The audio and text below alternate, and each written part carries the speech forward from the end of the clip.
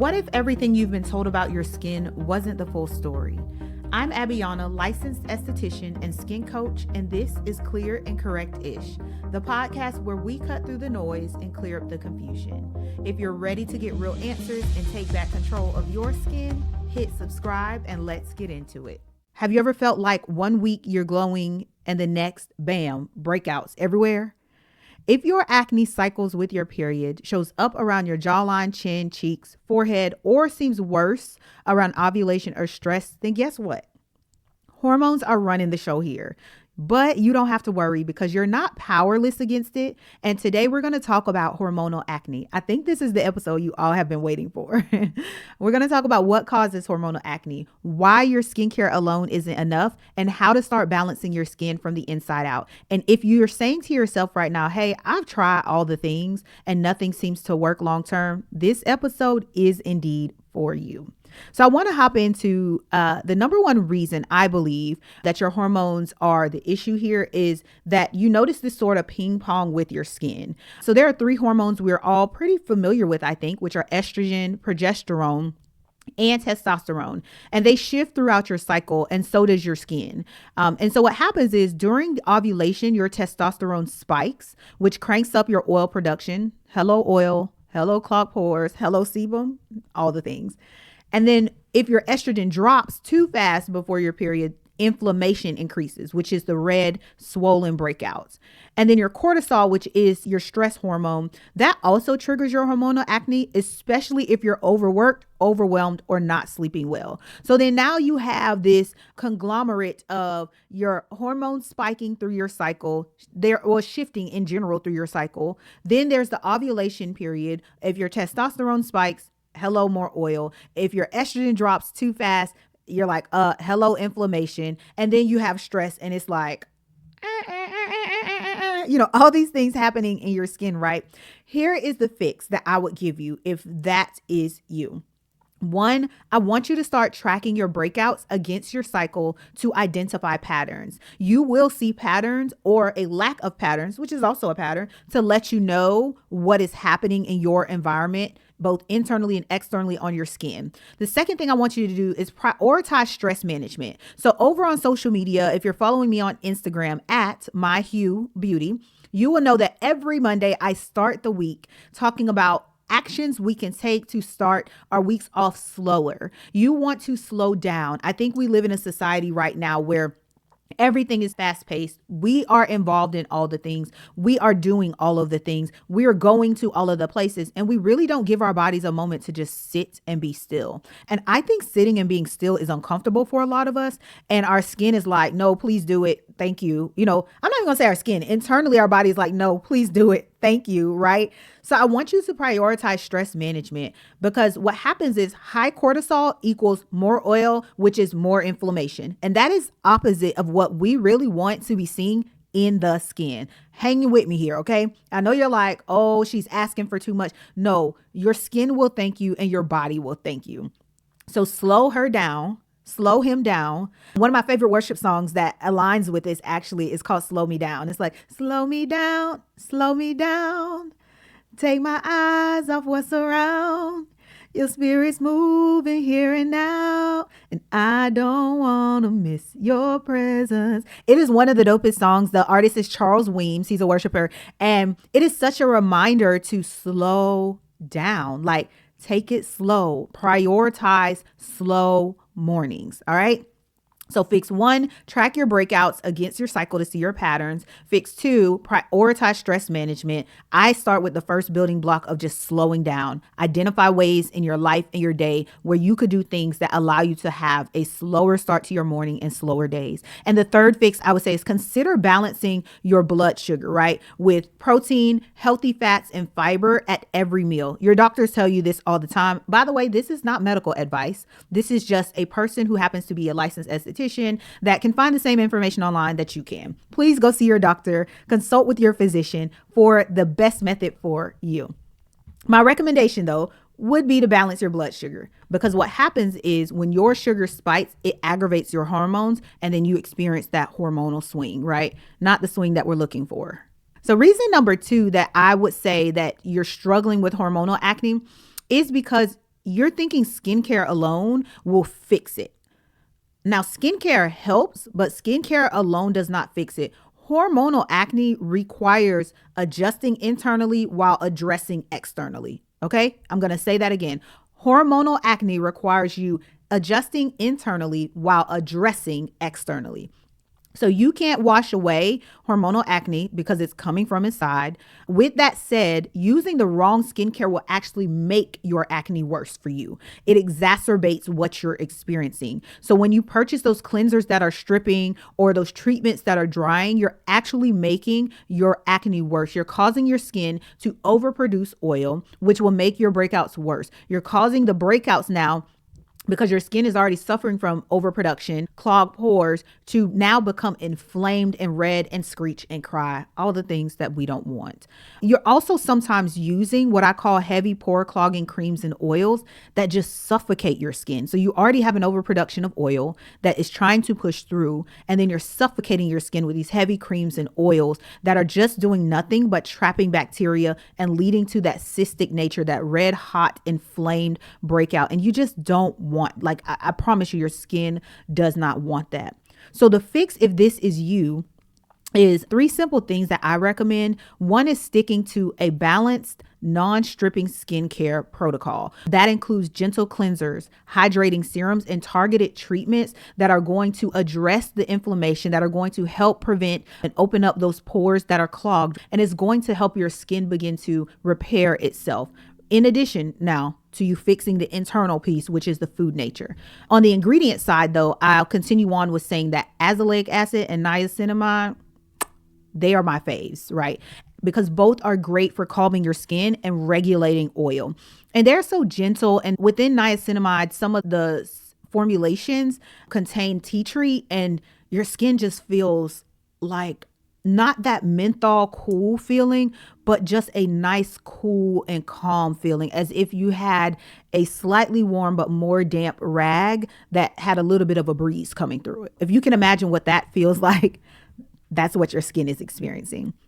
And then the third ingredient I would recommend for you would be retinol in the right amount, because it will help to improve the skin cell turnover, which is going to help you ensure that the pores aren't clogged, that any scarring that was happening, your skin cells are turning over. It's going to help speed that up for you.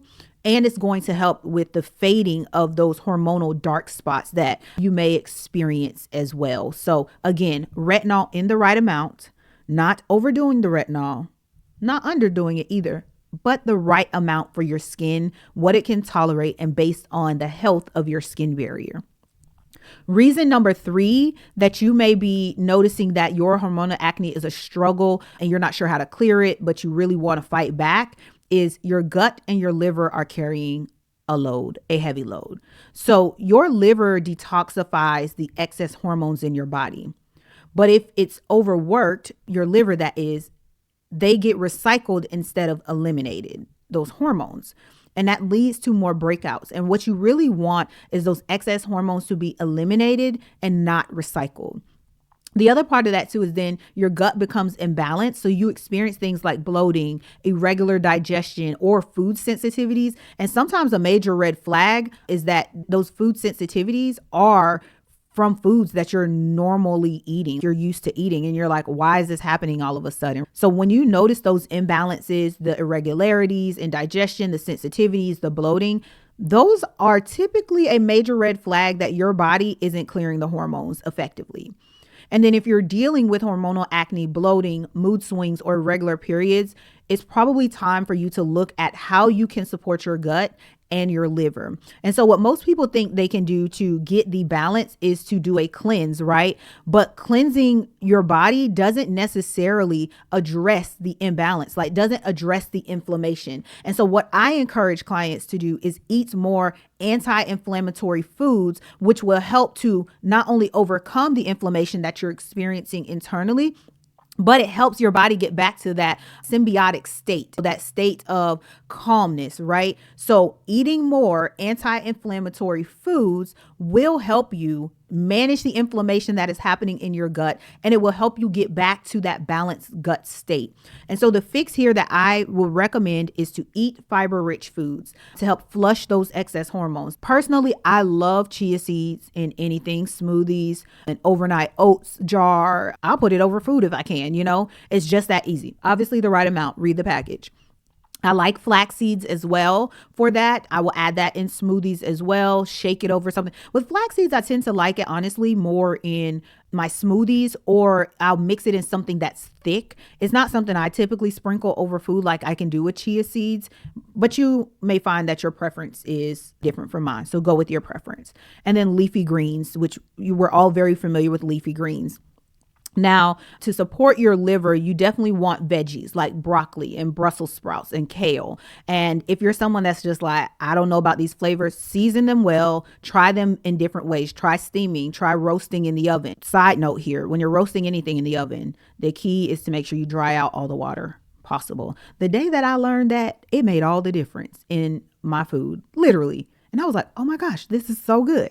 So that's a tip for you. If you're someone who's like, I don't know about the veggies, like they're just bland to me no matter what I do, over season them. Like when you think you should stop, season more. And I'm not talking about salt and pepper seasoning. I'm talking about non-salted seasonings. Season them more. Like you literally have to over season them from what you think your seasoning level is. And then make sure they're completely dry before seasoning them if you're going to roast them in the oven.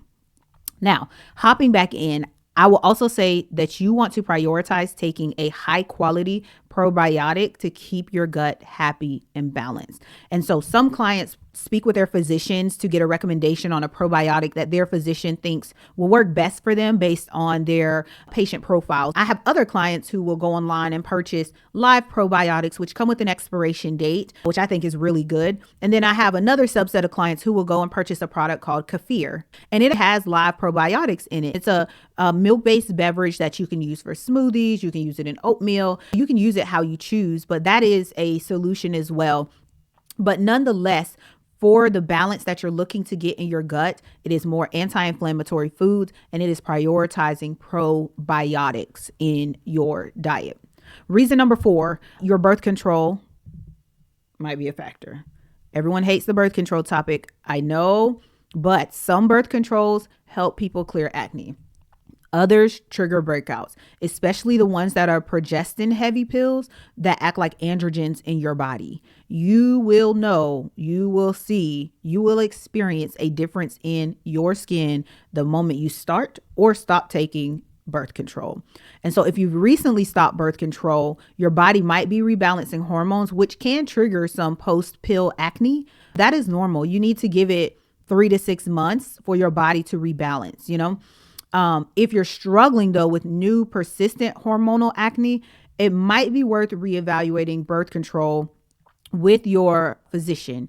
Now, I am of the mindset that birth control is the last option I would want a client to be on, because I would want you to be able to regulate your hormones through food, natural remedies, right? So eating and adjusting your diet, adjusting the foods that you're intaking, right? Managing and prioritizing stress for slower mornings. I would like for you to do all of those things and exacerbate that option. Make sure you're using the proper ingredients for your skin type based on what you're experiencing before you go down the birth control path. And that's just my personal experience as a licensed esthetician, because oftentimes I find that you don't necessarily get the results you want, and then it just leads you down another path of breakouts and another piece of the puzzle to solve that sometimes isn't worth you introducing to have to solve.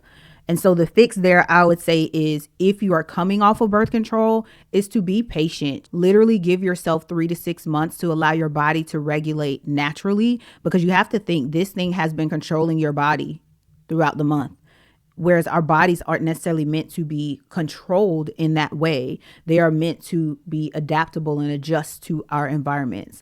The second thing I would say is support your hormone detoxification with the gut and liver tips that we provided. And reason number 3 above, if you are online, just scroll back. If you're listening, just take it back some seconds and listen to that and get those tips. And then I would say, if you suspect that birth control is making your acne worse, please talk to your doctor or your medical physician about your other options or about coming off of the pill, because that could very well be the answer, as long as you are identifying and adding in, again, the diet piece, the lifestyle piece, and making sure that you are being mindful of the ingredients that you're using on your skin. So I know that hormonal acne can be tough, but once you understand what's triggering it, you can take back control. You don't have to suffer through the endless breakouts. There are small, consistent changes that can rebalance your hormones and clear your skin over time.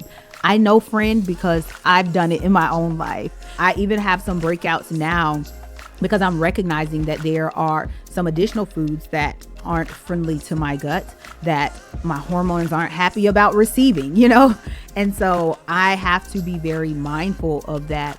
But I want you to know that it is absolutely possible for you.